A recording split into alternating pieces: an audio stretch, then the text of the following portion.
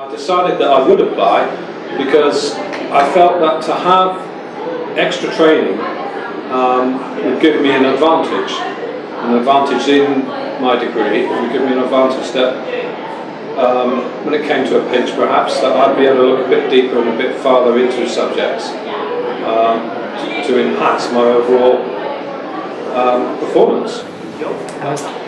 I was initially interested in the job because I wanted something that related directly to law and would help foster some of the skills that you need for legal practice, and I feel like that's really helped in terms of research especially and communication, and that's what really appealed to me about the job.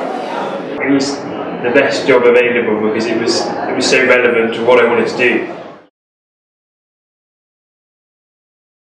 Anytime I've had an issue, I've contacted one of the team, and I usually get an answer within 5 minutes. It's as simple as that. It's extremely fast. So the support is marvellous. It was really valuable. I think that it's really important that we had those few days here in London to actually meet the people that we're working for and meet the other students that will be carrying out similar roles to us. I think especially the social aspect was really nice, being able to share ideas with other students and just knowing that you kind of had like a support network if you were going to be stuck during the job or you needed any advice at all. It was the idea that you knew who you were working for, and it wasn't kind of this isolated unit in London that you didn't know about. And it was kind of, you went there, they put you up in a hotel for 3 days, and you got to meet people who were doing the same job as you. And they were very much in the same boat. So by all being in the same boat, we got to bounce some fantastic ideas off one another. Well, I hope fantastic, and just kind of put together some ideas as to how we wanted to best deliver the service. It can seriously enhance your communication skills, for example, because you meet people on a regular basis and you have to teach them.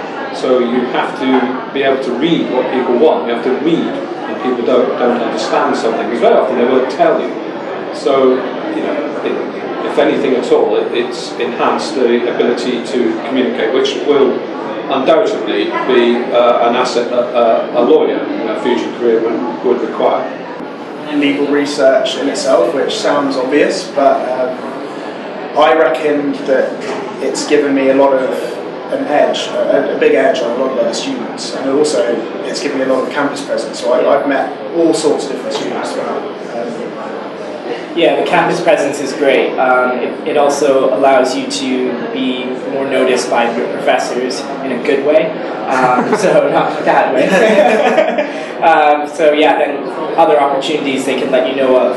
But also, I don't really panic anymore when I'm given a hard question to go and research, because I think, oh, I'm just going to type it in a certain way, and I'll get the answer, and I normally do anyway, so yeah.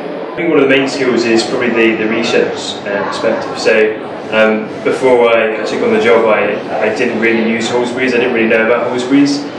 So being able to use Halsbury's laws effectively now and apply that to my coursework and apply that to my problem questions when I'm answering assessments, it's helped me stand out from an academic perspective as well as from a job perspective as well. Brilliant. And so it's given me a lot of confidence communicating with the student body, which obviously is a transferable skill that you need in legal practice. Also running training sessions, presentation skills, it's really helped as well. And the obvious one, research, that's just been great for being able to conduct research in a more efficient way for assessments and coursework. I would say it gives you an edge. It's as simple as that. It makes you academically sharper because you know more, because you can find more things. For example, if you're writing a dissertation, you're going to want to research. And there's only a certain amount of research you can do for journal articles. But Lexis has a wider scope. It goes deeper and farther. You can find unusual things. And exam markers like unusual things.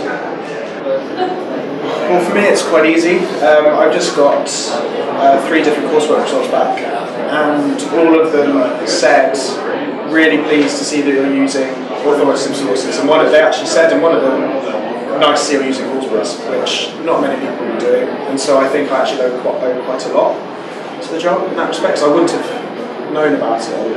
Okay.